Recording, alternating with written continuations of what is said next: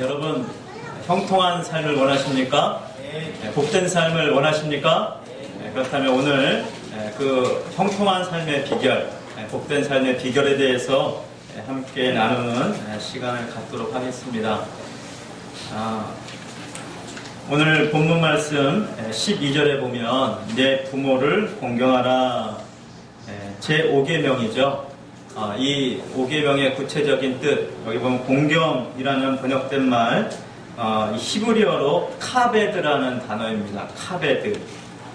근본 의미는 어떤 뜻을 갖고 있냐면 무겁다, 그 의미에서 무겁게 여기다, 중히 여기다, 중요하게 여기다, 귀하게 여기다, 그런 뜻을 내포하고 있는 그런 뜻으로 이제 발전을 하였습니다. 결국 이 공경하다, 존경하다, 존중하다 같은 의미라고 볼 수가 있습니다. 부모를 공경하라, 부모를 존경하라, 그런 뜻이라고 볼 수가 있는 것이죠. 부모를 무겁게 여기고 중하게 여기고 중요하게 귀하게 여기라는 그런 말씀으로 볼 수가 있습니다. 사실 우리가 부모로 번역이 됐지만 원래 히브리 원어의 더 깊은 의미를 보면 권위자라고 볼 수가 있습니다. 부모는 권위자의 우리 가장 가까운 공동체 안에서의 대표격이 바로 부모입니다. 그래서 부모를 공경하라는 말은 권위자를 공경하라, 존중하라, 그 의미로 볼 수가 있는 것입니다. 에베소서 6장 1절로 3절에도 이 출애굽기 오늘 본문 말씀 12절의 말씀을 사도 바울이 인용을 해서 이렇게 말씀을 하고 있습니다. 자녀들아, 주 안에서 너희 부모에게 순종하라. 이것이 옳으니라. 내 아버지와 어머니를 공경하라. 이것은 약속 있는 첫 계명이니 이로써 내가 잘되고 땅에서 장수하리라. 여러분, 공경하는 사람, 존중하는 삶을 사는 사람, 그 사람은 형통한 삶을 살게 됩니다. 하나님께서는 다른 사람을, 특히 권위자에 대해서 공경을 표하고 존중하는 삶을 사는 자에게 귀한 것을 약속하십니다. 좋은 것으로 하나님께서 갚아주신다고 약속하십니다. 우리에게 많은 경건의 습관을 길들이는 훈련들이 있지만 부모를 공경하고 권위자에 대해서 존중하는 것만큼 훌륭한 경건의 연습은 없을 것입니다. 바로 이 경건의 습관 중에 존중하는 삶이야말로 위대한 경건의 습관이라고 볼 수가 있는 것입니다. 그렇다면 우리가 대표적으로 부모를 공경해야 되지만 그 외에 또 누구를 공경해야 되겠습니까? 권위자를 공경해야 된다는 말입니다. 권위자는, 이 권위에 주어진 권위는 하늘로부터, 하나님께로부터 주어진 권위입니다. 그러므로 그 사람이 옳든지 그르든지 간에 일단 하나님께서 주신 권위에 대해서 인정하는 그 태도와 자세를 하나님께서 우리에게 요구해 주시는 것입니다. 바로 그 권위의 대표자가 부모라는 것이죠. 그 외의 권위자들은 누가 있습니까? 우리 얼마 전에 어떤 선거를 했죠?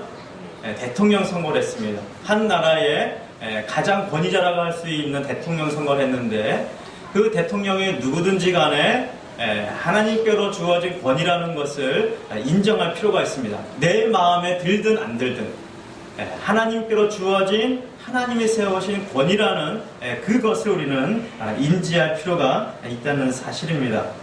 정부의 리더십이 있죠. 그리고 사회의 리더십 권위자가 있습니다. 직장에서는 누가 되겠습니까? 직장 상사가 나의 권위자가 될 것입니다. 그리고 학교에서는 누가 권위자가 되겠습니까?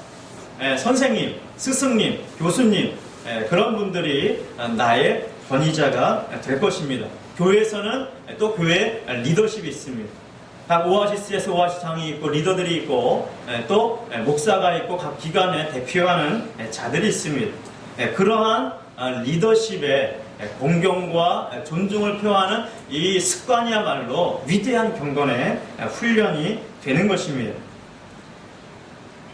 리더들을, 권위자들을 공경하고 존중하는 그 사람은 하나님께서 형통한 길로 이끄신다고 약속하십니다. 좋은 것으로 베풀어 주신다고 약속하십니다.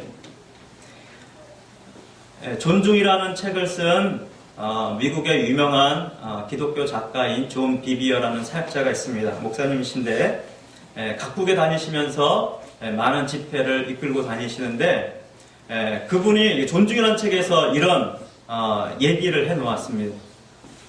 가는 곳마다 그 말씀을 전하는 사람, 그 사람들을 대하는 태도에 따라서 하나님의 성령의 역사가 다르게 나타나더라. 그렇게 적어 놓았습니다. 어떤 곳에 가면 말씀을 전한 자가 왔는지 안 왔는지 그냥 무덤덤하고 냉랭합니다.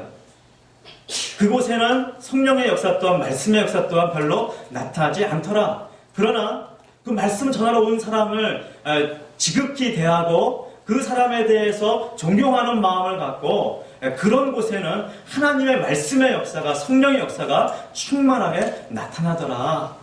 그러한 수많은 예를 통해서 그가 그 앞에 이런 이야기를 적어놨습니다. 여러분, 그렇습니다. 왜 그렇습니까? 그 사람을 대하는 태도, 그 사람을 어떻게 공경하고 존중하느냐, 누구에 대한 태도와 연결됩니까? 하나님에 대한 태도와 직결되는 것입니다. 오늘 본문 말씀은 10계명의 말씀인 것이죠.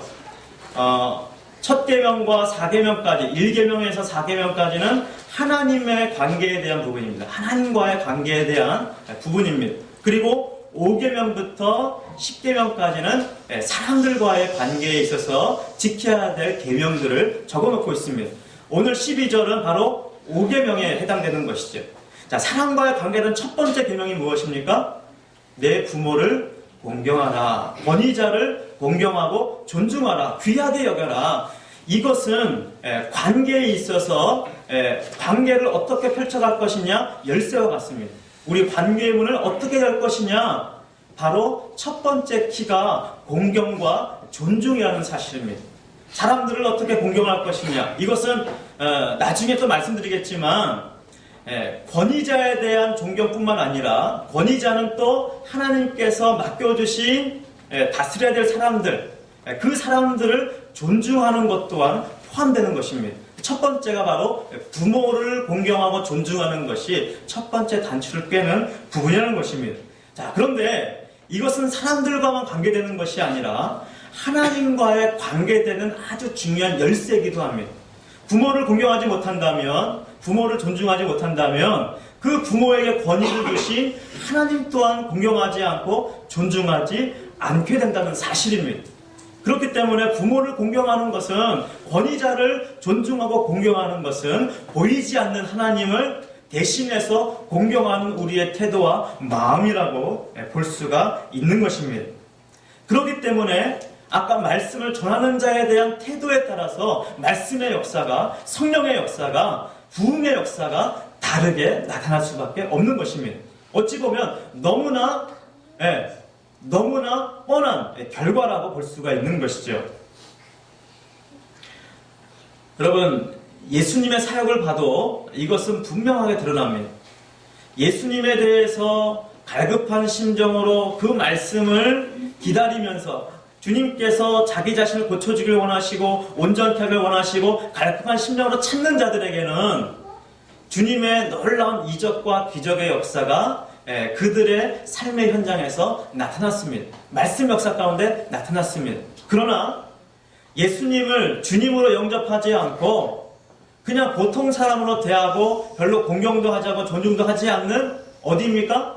예수님의 고향이었던 나사렛. 그곳에서는 예수님께서 기적과 이적을 행하실 수 없었다고 성경은 분명하게 말씀해주고 있습니다. 여러분, 예수님이 누구십니까? 예수님이 어떤 분이십니까? 예수님은 하나님이십니다. 그리고 하나님의 능력을 가지고 성령이 충만해서 하늘의 비밀을 펼치시면서 하늘의 온갖 은혜를 수많은 이들에게 복음의 능력으로 하나님의 나라의 역사와 영광을 드러내신 분이십니다. 그럼에도 불구하고 그 위대하신 하나님인 예수님마저도 어디에서는 이적과 기적을 베풀 수 없었다고요? 그의 고향인 나사렛에서는 이적과 기적을 베풀 수가 없었습니다. 그 이유가 무엇입니까? 예수님에 대한 태도의 문제였던 것이죠. 사람들이 예수님을 별로 공경하지 않습니다. 존중하지 않습니다. 그냥 자기 고향에서 봤던, 어릴 적부터 봤던 그냥 착한 아이, 착한 청년, 이제 커서 훌륭한 사람이 됐구나. 참 놀랄 사람이 됐네. 예전에는 안 그랬던 것 같은데 이야, 참으로 놀라운 일이다. 놀라기만 했지 예수님에 대해서 공경과 존중의 그 마음을 갖지 못했습니다. 그 결과 그들의 삶 가운데 예수님의 이적과 기적의 형통한 역사는 일어나지 않았던 것입니다. 여러분, 오늘 우리가 주님 앞에 예배를 드릴 때, 말씀을 받을 때 어떠한 태도로 받아야 될 것인가 아주 중요한 부분이라 볼 수가 있는 것입니다. 말씀을 전하는 자를 사랑하는 것, 결국 누구를 사랑하는 것입니까? 말씀을 듣는 내 자신을 사랑하는 것입니다. 우리가 말씀을 읽을 때 그냥 글을 읽는 것이 아니라, 그냥 기록된 말씀을 읽는 것이 아니라 하나님이 나에게 보내준 편지, 하나님의 사랑, 하나님의 뜻을, 하나님의 나를 향하신 하나님의 원대하신 계획들을 내가 읽는 것이라고 간절한 마음으로 읽는 것과 그냥 읽는 것은 천지 차이가 나는 것입니다. 여러분 한번 시험해 보시고 테스트해 보십시오. 여러분의 마음을 바꾸어서 정말 존경하고 공경하는 마음으로 말씀을 한번 대해 보십시오. 어떻게 여러분의 마음이 변화되는지, 어떻게 여러분의 삶 가운데 이 말씀이 살아서 움직이고 역동적으로 역사하는지 테스트해 보시기를 주의 이름으로 축원합니다. 우리 삶 가운데 형통한 삶이 되느냐, 그렇지 않느냐 테스트하는 그 길이 바로 5계명, 부모를 공경하는 것, 부모를 존중하는 것을 통해서 하나님께서 어떻게 역사하실지 테스트 해보라는 말입니다. 여러분, 그런데 저 자신도 마찬가지지만 대부분의 사람들이 효도할 마음이 없는 것은 아닙니다. 다 효도할 마음을 가지고 있습니다. 부모에게 잘해야 되지 않은 그 마음을 가지고 있습니다. 그럼에도 불구하고 실제 삶 가운데서 보면 우리가 효도하지 못하고, 우리가 더 잘하지 못하고 후회할 삶을 사는 것을 보게 되는 것입니다. 그리고 그렇게 된 이유도 어찌 보면 어느 정도는 큰 책임은 일단 우리 자신에게 있지만 약간의 책임 또한 부모에게 있다고 볼 수가 있죠. 왜 그렇습니까? 우리 부모님들이 완전하신 분입니까? 우리 부모님이 신이십니까? 우리 마음에 100% 완전히 쏙 드는 부모는 한 분도 안 계십니다. 왜 그렇습니까? 우리 부모님의 부모님들도 다 죄인이었고 세상 가운데 불완전한 삶을 살았습니다. 위로부터 계속해서 죄를, 그 습관을 물려받고 죄의 유전을 계속해서 물려받았습니다. 부모님이 죄 짓는 것을 많이 보았습니다. 물론 부모님이 죄를 안 짓고 의롭게 살고 말씀 사는 모습도 보았지만 100% 완전한 삶이 아니었습니다. 때에 따라서 부당한 대우를 받거나 우리를 노엽게 할 때가 많이 있었습니다. 그래서 그런지, 아니면 우리의 불순종의 영이 우리가 충만해서 그런지 우리는 존경과 공경보다는 불순종과 반항으로 더 좋아하고 그것을 더 사랑하고 그것을 더 많이 행할 때가 있는 것입니다. 아까 말했던 권위자들, 정부의 권위자나 또 선생님이나 또 직장의 상사나 여러분에게 정말 정의롭게 공의와 정의를 행하면서 그렇게 말한다면 그를 따르지 않을 사람이 누가 있겠습니까? 그런데 대부분 보면 그렇지 않은 예가 훨씬 더 많습니다. 다르게 말하면 부당하게 대우하고 잔인하게 대하는 자들이 굉장히 많습니다. 여러분 주위에서 여러분을 행복하고 기쁘게 하는 사람도 분명 있을 것입니다. 그러나 그런 사람보다도 나를 더 괴롭게 만들고 힘들게 만들고 짜증나게 만들고 분노하게 만들고 경노하게 만드는 사람들이 얼마나 많이 있습니까? 반드시 있을 것입니다. 우리 옆 사람에게 인사 나눌까요? 옆에 원수가 있으시죠? 옆에 원수가 있으시죠? 예, 여러분 원수는 멀리 있지 않습니다. 원수는 항상 어디 있습니까? 가까이 있어요. 가까이, 아주 가까이, 그것도 제일 가까이 있을 때가 많이 있습니다. 나와 시간을 많이 보내는 사람 중에 원수가 있을 수가 있습니다. 아니, 거의 있습니다. 근데 여러분, 하나님께서 왜 원수를 두신 줄 아십니까? 왜 원수를 두실까요? 나를 깨우기 위해서입니다. 그리고 내 모습을 보게 하기 위함입니다. 그 불의한 자를, 원수와 같은 자를 내 옆에 두시는 것은 내 모습 안에도 그와 같은 모습이 있기 때문에 그것을 깨우치게 하기 위해서 주님께서 내 가까이 원수를 두시면서 그 사람과 관계를 하도록 역사하십니다. 그런데 여러분, 그 사람과 관계하면서도 나에게 부당하게 대우하고 잔인하게 대우하는 그 권위자에 대해서 어떠한 태도와 어떠한 마음을 가지라고 말씀하시는 겁니까? 여전히 공경과 존중의 마음을 잃지 말라고 말씀하십니다. 여러분, 이게 말 같은 소리입니까? 어떻게 그것이 가능하단 말입니까? 나한테 부당하게 대하고 잔인하게 대하는 그 사람을 어떻게 용서하고, 아니 용서는 떠나고 어떻게 공경하고 존중을 표할 수 있단 말입니까? 이게 가능한 말입니까? 우리 감정적으로 보면 절대로 가능하지 않은 말입니다. 그런데 베드로전서 2장 18절로 20절 말씀에 보면 사도 베드로가 이렇게 권면합니다. 사관들아, 범사에 두려워함으로 주인들에게 순종하되 선하고 관용하는 자들에게만 아니라 또한 까다로운 자들에게도 그리하라. 부당하게 고난을 받아도 하나님을 생각함으로 슬픔을 참으면 이는 아름다우나 죄가 있어 매를 맞고 참으면 무슨 칭찬이 있으리요. 그러나 선을 행함으로 고난을 받고 참으면 이는 하나님 앞에 아름다우니라. 할렐루야. 여러분, 그 18절 마지막 부분에 보면 선하고 관용하는 자들에게만 순종할 것이 아니라 누구에게도 순종하라 했습니까? 까다로운 자들에게도 순종하라. 그렇게 말씀하고 있습니다. 이 까다롭다는 말은 이 헬라 말의 그 원문의 뜻을 보면 어떤 뜻이냐면 부당하다, 불의하다, 그런 뜻을 갖고 있습니다. 악하다. 그러니까 전혀 어처구니 없는 상사인 것이죠. 어처구니 없는 일을 명령하고 잔인하게 대우하는 그런 상사일지라도 그 주인에게 순종하라고 사도 베드로가 명령해 주고 있습니다. 왜 그렇습니까? 얼마나 억울한 일입니까? 얼마나 분한 일입니까? 제가 전에 설교 때 한번 얘기한 적이, 말씀드린 적이 있는 것 같은데, 제가 초등학교 5학년 때 굉장히 억울한 일을 당했습니다. 아이들하고 이제 공부 시간인데 애들이 막 몇 명이 떠들었어요. 선생님이 갑자기 몇 명 아이를 지목합니다. 그래, 나와 하는데 저를 딱 찍는 거야. 야, 너 나와.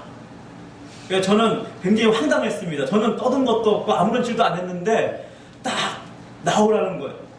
그러면서 선생님이 뭐라고 혼냈는지 기억도 안 납니다.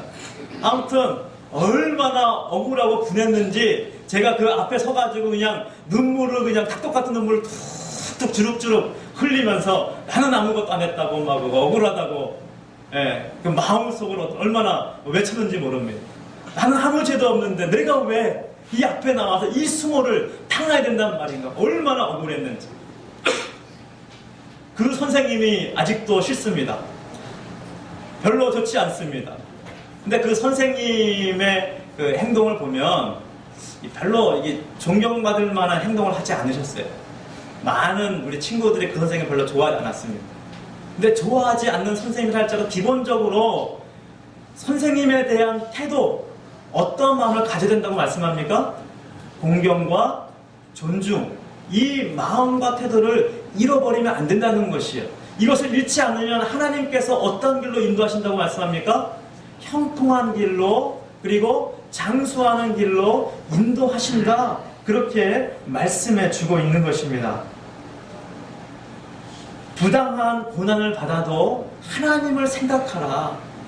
여러분, 이 부당한 권위자에 대한 태도, 하나님께서 부모에게도 이런 명령을 하셨죠. 말씀하셨습니다. 내 자녀를 어떻게 하지 말라? 노엽게 하지 말라.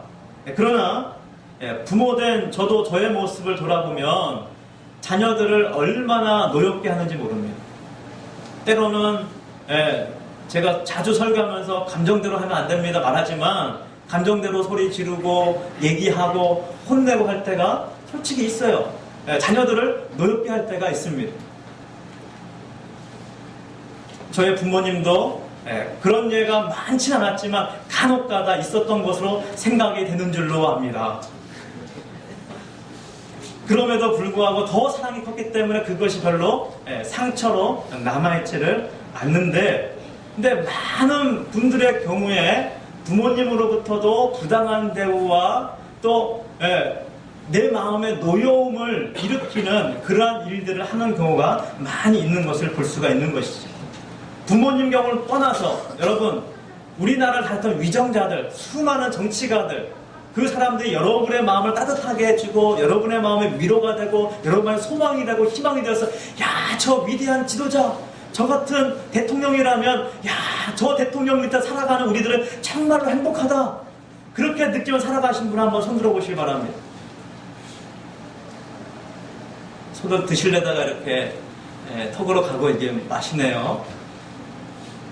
아마 그러한 위대한 지도자를 만나지 못한 것은 어찌 보면 우리 삶 가운데 불행한 일이라고도 볼 수가 있습니다.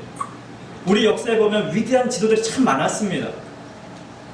이순신 장군일지 또 세종대왕이랄지 많은 위대한 인물들, 참으로 그들의 삶을 헌신해서 백성들을 위해서, 수많은 사람들을 위해서 헌신했던 위대한 지도자들도 참 많았던 것을 볼 수가 있습니다.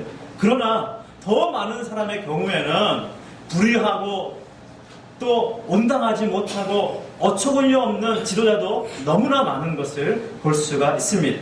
심지어 어떤 자는 불의를 서슴지 않고 행하는 지도자도 있습니다. 그렇다면 여러분, 정의를 실현하고 공의를 실현하기 위해서는 부당한 자들을 처단하는 것이 옳은 것 아니겠습니까? 올바른 정의를 세우기 위해서 부당한 자들을 처단하는 것은 어찌 보면 옳은 일이요, 불법 행하는 자들을 처단하는 그것이야말로 위대한 개혁이라고 말하고 외치는 자들이 상당히 많이 있습니다.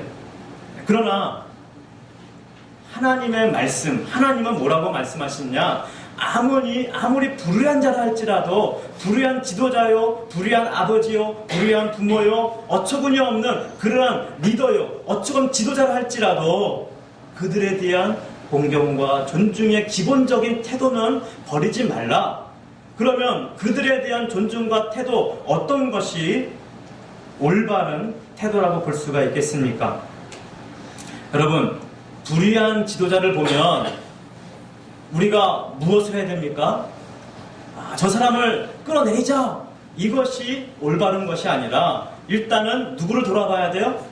일단은 내 자신을 돌아봐야 되는 것입니다.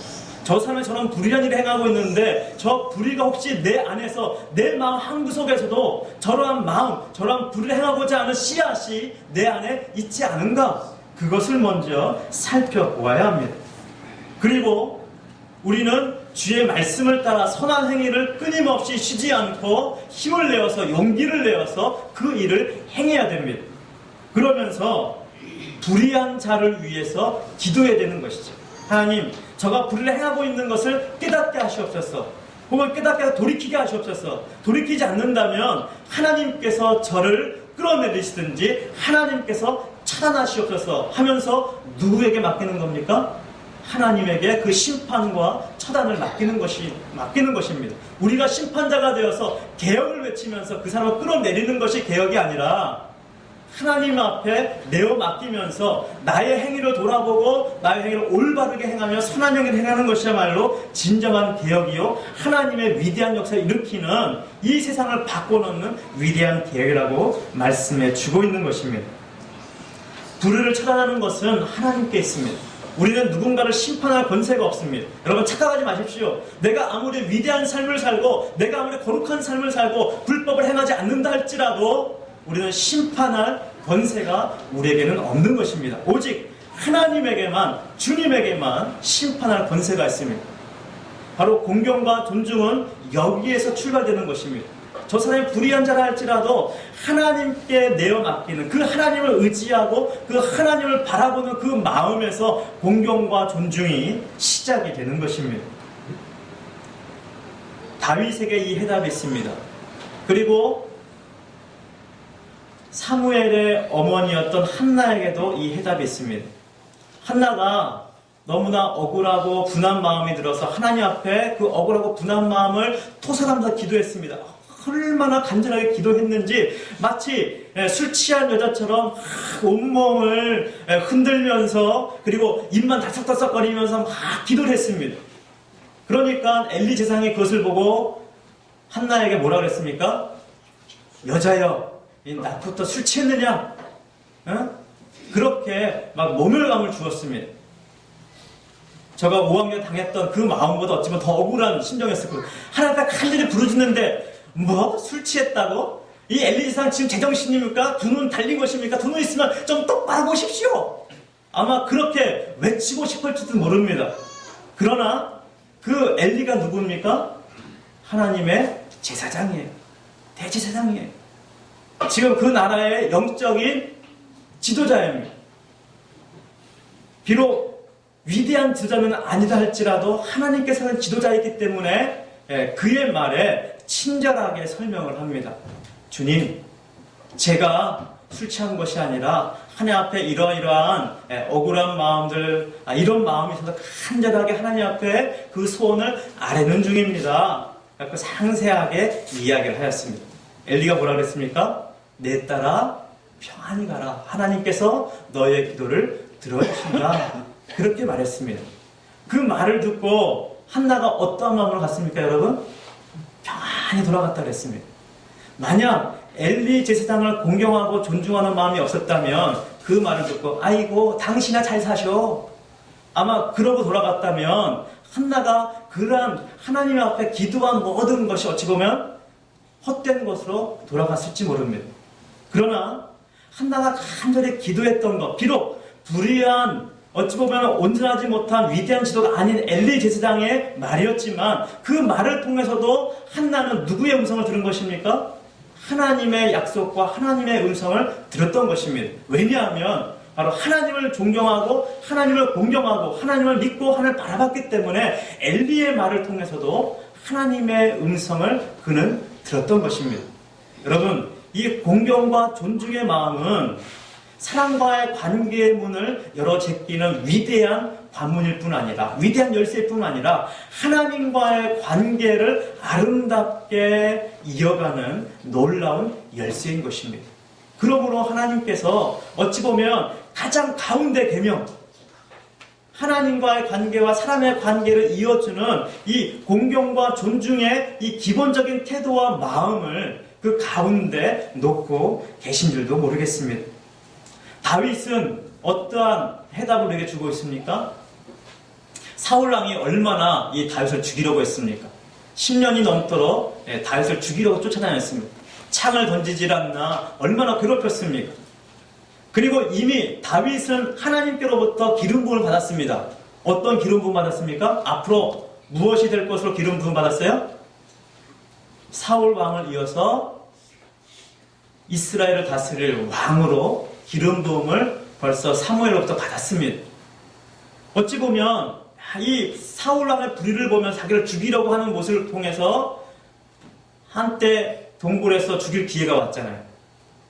죽일 기회가 왔을 때, 야, 하나님께서 드디어 절호의 기회를 허락하셨구나. 하나님이 이때를 허락하셨구나. 내가 기다리고 기다렸더니 드디어 하나님께서 이때를 위함이 아닌지 하면서 이제 드디어 내가 왕이 될 기회다. 고난과 고통의 세월을 끝내고 이제 내 모든 눈물을 닦아주신 하나님의 위대한 섭리구나. 사울을 이 동굴로 들이다니 하고 칼을 빼어서 사울왕을 죽였지요.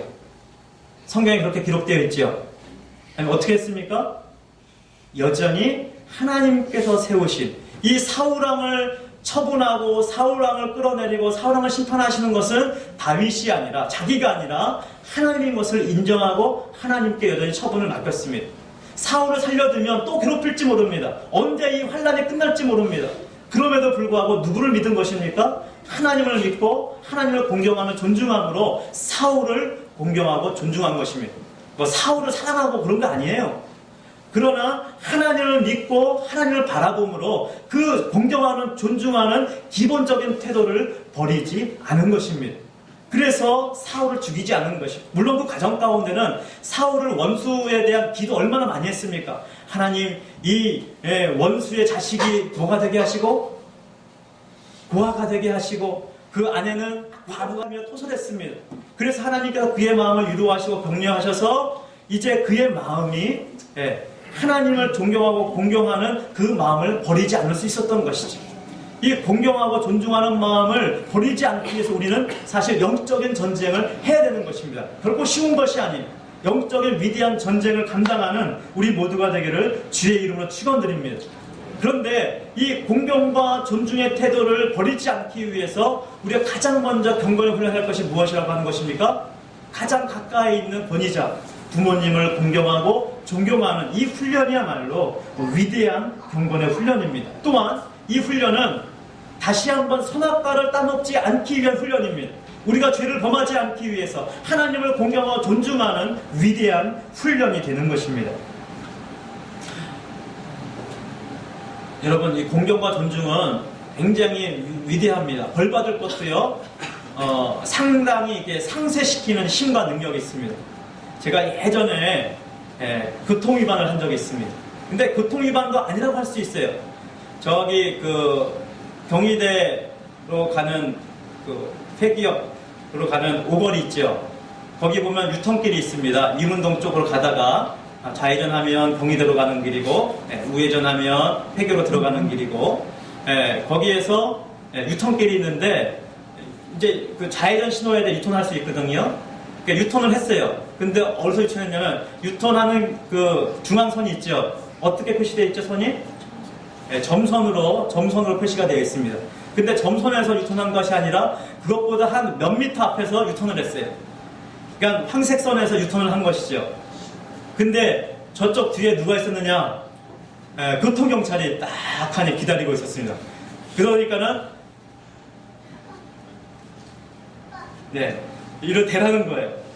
그래서 대라고 하길래 죄송합니다. 제가 좀 급해서 조금 일찍 돌았습니다. 하니까 경찰관 첫 말이 뭐냐면 인정하십니까? 그러는 거예요. 그 말이 뭐예요? 대부분의 사람들이 그 정도는 뭐 한다는 겁니까? 인정하지 않는다는 거죠. 그러면서 제가 제가 좀 실수했습니다. 앞에서 조금 돌았는데 죄송합니다. 좀 봐주십시오.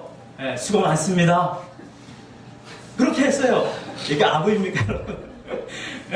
아부일 것 같지만 그러나 사실 어떻게 보면은 그분들도 밖에서 매연 마시면서 추울 때 겨울에 또 더울 때 그 햇볕 가운데 사실 얼마나 고생합니까? 기본적인 그것에 대한 공경과 존중의 태도를 가지고 대하면 그 사람의 마음이 달라져요. 많은 사람들이 무시합니다. 교통경찰관이 말이야, 당신들만 똑바로 안 보고 말이야, 당신 얼마나 막 다른 사람한테 이거 삥 뜯었지?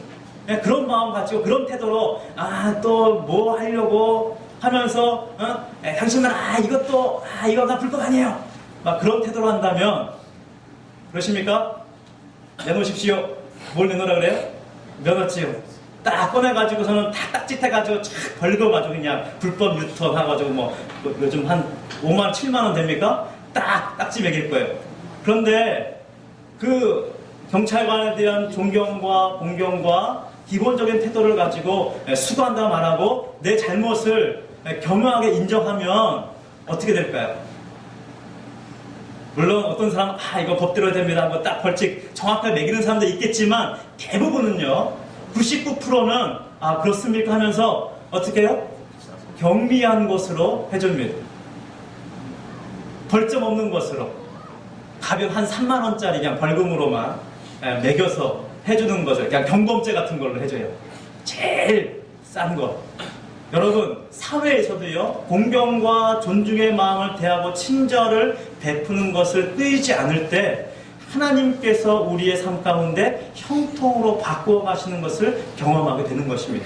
물론 바로바로 형통으로 바뀌지는 않을 것입니다. 많은 환난과 고통이 있다고 주님 말씀하십니다. 부당한 대우가 있다고 말씀하십니다.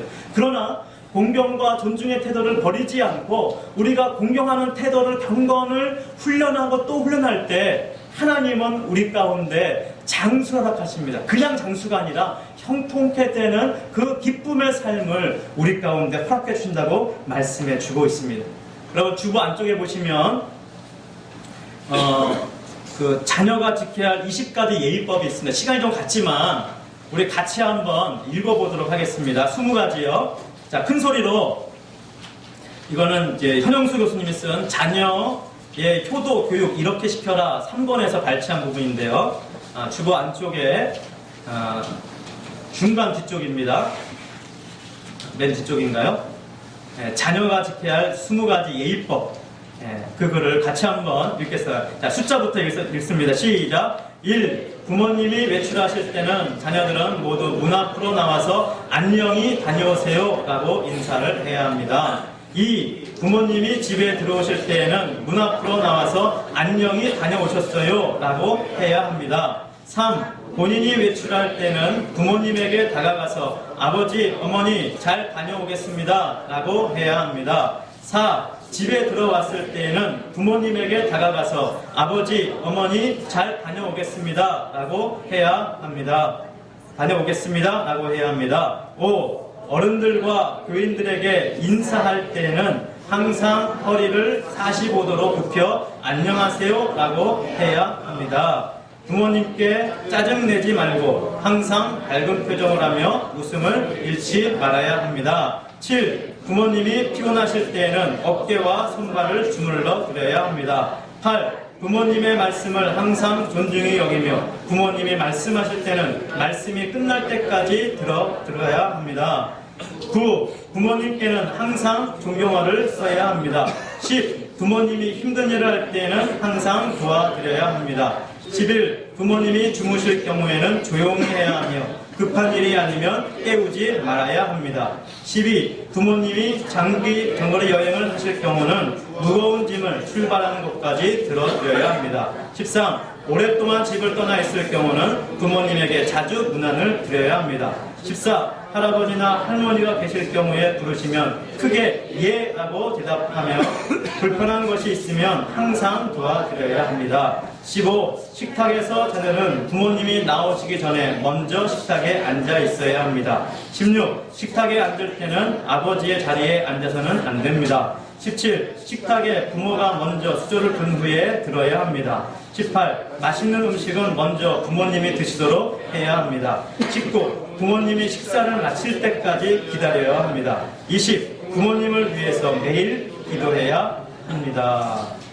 물론 이것이 꼭 이대로 이행하라는 말은 아니겠지만 부모님을 공경하는 그러한 기본 예의에 대해서 적어놓은 것입니다. 여러분 참고하시면서 보면서 아마 회개할 것들이 많이 있을 것입니다. 우리가 할 수 있는 만큼 최선을 다해서 우리가 감당하면서 하나님의 경건의 위대한 훈련을 통해서 형통한 삶과 복된 삶을 누리는 우리 모두가 되기를 주의 이름으로 축원드립니다. 할렐루야. 기도하겠습니다.